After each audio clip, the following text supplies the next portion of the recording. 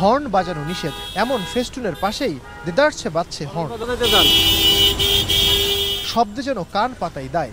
কেউ বাজাচ্ছেন অভ্যাসে, কেউ বা জ্যামে বিরক্ত হয়ে। শাহজালাল আন্তর্জাতিক বিমানবন্দরে নেমে বের হবার এমন দৃশ্য এখানে অহরহ। বিরক্ত যাত্রীরাও। অথচ অক্টোবরের প্রথম দিন থেকে বিমানবন্দরকে নীরব এলাকা ঘোষণা করা হয়েছিল মাসখানেক আগেই। চলেছে প্রচারণাও। চালকদের সাথে কথা বলে জানা গেল অনেকেই সেটা জানেন না। আবার যারা জানেন তারা বলছেন হর্ন না দিয়েও উপায় নেই, জ্যামে বসে থাকতে হয় দীর্ঘক্ষণ। না, এটা তো আমি জানি না, জানা নাই আমার। না, আমরা তো হর্ন বাজিয়ে দিচ্ছি জ্যামের কারণে। হর্ন বাজানো ছাড়া এখন আর উপায় নেই।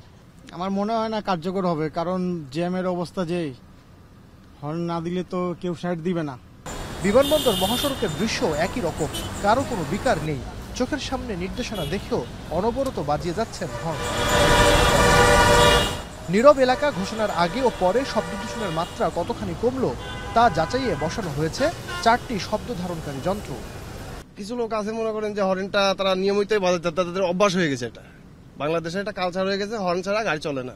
এদিন সকালে উদ্বোধন হয়েছে বিমানবন্দরকে নীরব এলাকা ঘোষণা কার্যক্রম। হয়েছে র্যালি, অংশ নিয়েছে বেবিচক, পরিবেশ, বন ও জলবায়ু, ঢাকা উত্তর city, BRTA, traffic police, roads and highway, Dhaka সড়ক পরিবহন মালিক সমিতির ঊর্ধ্বতনরা। নীরব এলাকা উদ্বোধন করে বেবিচক চেয়ারম্যান বলেন, এই কার্যক্রম সফল করতে সর্বোচ্চ চেষ্টা করা হবে। পর্যায়ক্রমে দেশের অন্যান্য বিমানবন্দরেও চালু হবে নীরব এলাকা। হযরত শাহজালাল আন্তর্জাতিক বিমানবন্দরের সম্মুখস্থ 3 কিলোমিটার মহাসড়ক উত্তরে স্কলাস্টিকা পয়েন্ট হতে দক্ষিণে লো মেরিডিয়ান পয়েন্ট পর্যন্ত ঘোষিত হর্নমুক্ত নীরব এলাকা কর্মসূচি গ্রহণ করেছে।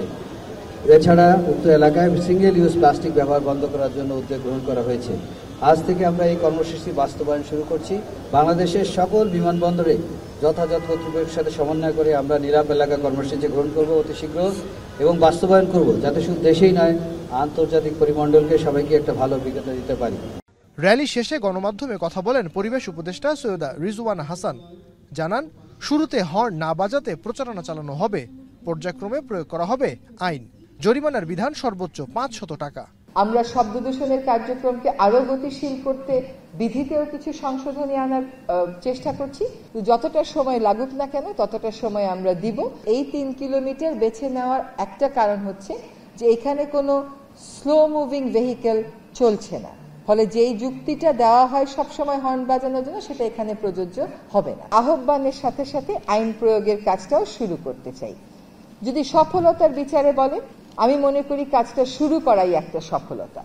বিমানবন্দর দিয়ে এই কার্যক্রম শুরু করলেও ধীরে ধীরে ঢাকার প্রধান প্রধান সড়কগুলোতেও নীরব এলাকা করা হবে। শহরের যে শব্দ দূষিত তার কারণে নাইম আবির, এখন ঢাকা। টেলিভিশন, বিআরটিএ, পরিবেশ। শিয়া বাটার ও ভিটামিন ই সমৃদ্ধ lily glam beauty soap. Lily, always beautiful.